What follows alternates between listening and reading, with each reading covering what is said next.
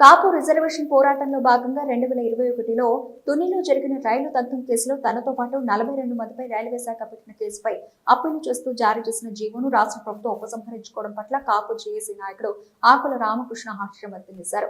ఈ విషయంలో తక్షణ స్పందించి జీవో జారీ చేసిన ముఖ్యమంత్రి చంద్రబాబుకు కృతజ్ఞతలు తెలిపారు. అంబేద్కర్ కోనసీమ జిల్లా రావులపాలెం కాపు కళ్యాణ మండపంలో బుధవారం ఏర్పాటు చేసిన విలేకరుల సమావేశంలో ఆయన మాట్లాడారు. 2021లో తమపై రైల్వే శాఖ పెట్టిన కేసుకు సంబంధించి పలుమార్లు కోర్టు వాయిదాలకు హాజరయ్యామని, అయితే ఈ ఘటనలో తమపై పెట్టిన అభియోగాలు నిరూపితం కాలేదని అన్నారు. ఎవరో అరాచక శక్తులు చేసిన పనికి ఉద్యమ నాయకులపై కేసులు పెట్టడం సరికాదని ఆనాడు కేసు కొట్టివేశారన్నారు. దీనిపై కూటమి ప్రభుత్వం హైకోర్టులో తిరిగి అప్పీలుకి వెళ్లినట్లు తెలియడంతో తామంతా ముఖ్యమంత్రి చంద్రబాబు దృష్టికి తీసుకెళ్లామని చెప్పారు. వెంటనే దీనిపై స్పందించిన ముఖ్యమంత్రి చంద్రబాబు వెంటనే అప్పీలు ఉపసంహరణ చేస్తూ జీవో జారీ చేసేలా చర్యలు తీసుకున్నారని తెలిపారు. గతంలో 5% రిజర్వేషన్లు కాపులకు అమలు చేసే అవకాశం వచ్చినా పట్టించుకుని వైసీపీ నాయకులు నేడు ఈ అంశంపై రాద్ధాంతం చేయడం విడ్డూరంగా ఉన్నారు. తుని రైల్వే సంఘటన మీ అందరికీ తెలుసు.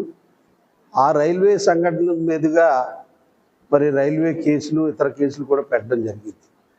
దాన్ని 2021లో రైల్వే కోర్టులో కూడా మేమందరం కూడా నేను కూడా అందులో రెండో వ్యక్తిగా నన్ను కూడా పెట్టడం కూడా జరిగింది. ఆ రోజున ఆ ఎఫ్ఐఆర్లో దాదాపు 42 మంది మీద కేసులు పెట్టడం జరిగింది తుని రైల్వే దగ్ధన కేసుల్లో. దాని మీద అప్పుడు రైలు ఉన్నటువంటి రైల్వే కోర్టులో మేము అనేక సార్లు హాజరవడం, సరైనటువంటి అంటే నా మీద పెట్టినటువంటి అభియోగాలు ఏవైతే ఉన్నాయో అవన్నీ కూడా నిరుపయోగం అయినాయి. అవన్నీ కరెక్ట్ కాదు, వీరెవరూ సంబంధం లేదు, ఎవరో చేసిన అరాచక వ్యక్తులు మరి వదిలేసి ఉద్యమ నాయకుల మీద కేసులు పెట్టడం అనేది కరెక్ట్ కాదనే ఉద్దేశంతో ఆ రోజున రైల్వే కోర్టు తగు సాక్ష్యాధారం లేకపోవడం వల్ల ఆ కోర్టుకు కేసు కొట్టివేయడం జరిగింది.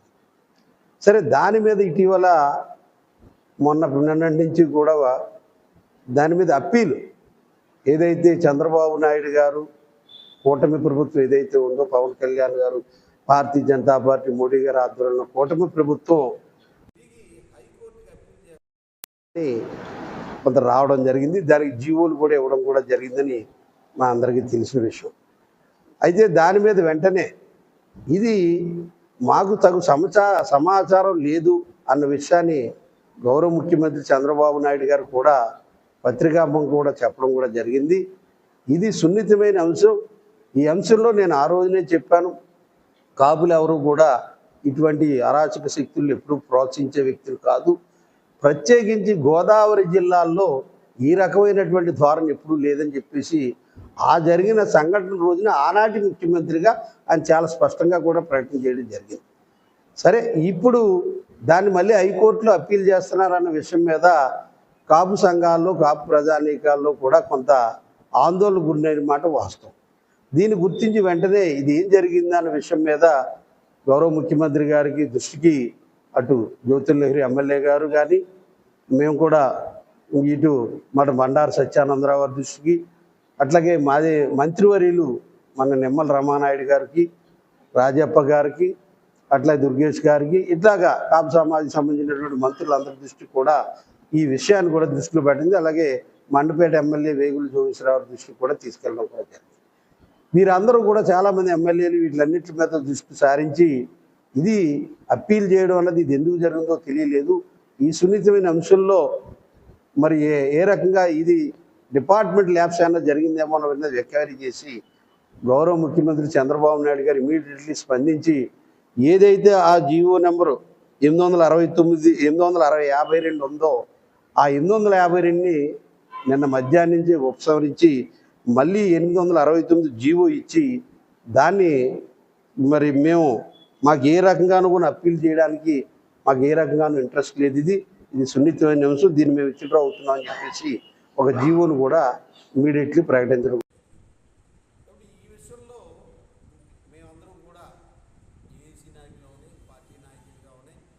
మేము కూటమి ప్రభుత్వాన్ని ప్రత్యేకించి చంద్రబాబు నాయుడు గారిని, పవన్ కళ్యాణ్ గారిని, బీజేపీ మరి అధ్యక్షురాలు మనస్ఫూర్తిగా అభినందిస్తూ ఉన్నాం. ఎందుకంటే ఒక విషయం వచ్చిన వెంటనే దాని మీద పరిశీలన చేసి ఇమీడియట్లీ స్పందించి ఏదైతే సున్నితమైన అంశమో దీని భావాలు కాపు తెలగ బలిజ ఒంటరి కులాల యొక్క భావాన్ని అర్థం చేసుకుని ఇమీడియట్లీ విత్డ్రా చేయడం జరిగింది. దీన్ని మేము అందరూ కూడా కూటమి ప్రభుత్వాన్ని అభినందిస్తూ ఉన్నాం. అదే విషయంలో ఒక విషయాన్ని మరి కూడా తెలియజేయాలి.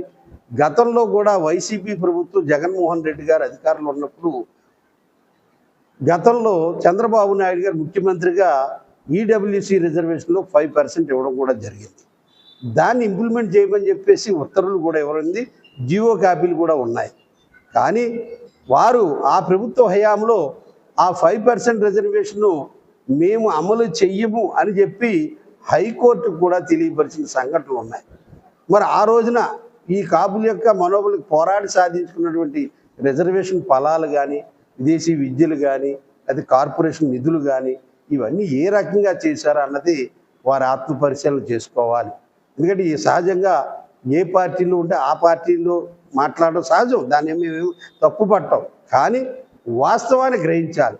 వాస్తవం ఆ రోజున మీ ప్రభుత్వంలో, జగన్మోహన్ రెడ్డి గారి ప్రభుత్వంలో కాపు తెలగ బలిజ ఒంటరి కులాల యొక్క ప్రయోజనాలు రిజర్వేషన్ విషయంలో కానీ, కార్పొరేషన్ విషయంలో కానీ, విదేశీ విద్యలో కానీ, రుణాల విషయంలో కానీ ఏ రకంగా చేశారో మీరు ఒకసారి ఆత్మపరిశీలన చేసుకోమని తెలియజేస్తూ, మరి ఏదైతే ఇప్పుడు ఇచ్చినటువంటి ఈ జీవోని నిన్న అప్పీల్ చేస్తానన్న జీవోని రద్దు చేసుకున్నందుకు ప్రత్యేకించి చంద్రబాబు నాయుడు గారు కూటమి ప్రభుత్వాన్ని మరి కృతజ్ఞతలు తెలియజేస్తూ, భవిష్యత్తులో కూడా మరి ఈ కాపు తెలగ బలిజ ఒంటరి కులాల యొక్క సమస్యల మీద కూడా త్వరలో అందరూ కూడా గౌరవ ముఖ్యమంత్రి గారిని పెద్దలు కూడా కలిసి మిగతా ఏవైతే సమస్యలు ఉన్నాయో వాటిని కూడా పరిష్కరించే విధంగా కృషి చేస్తామని మీ ద్వారా తెలియజేస్తాను. నమస్కారం.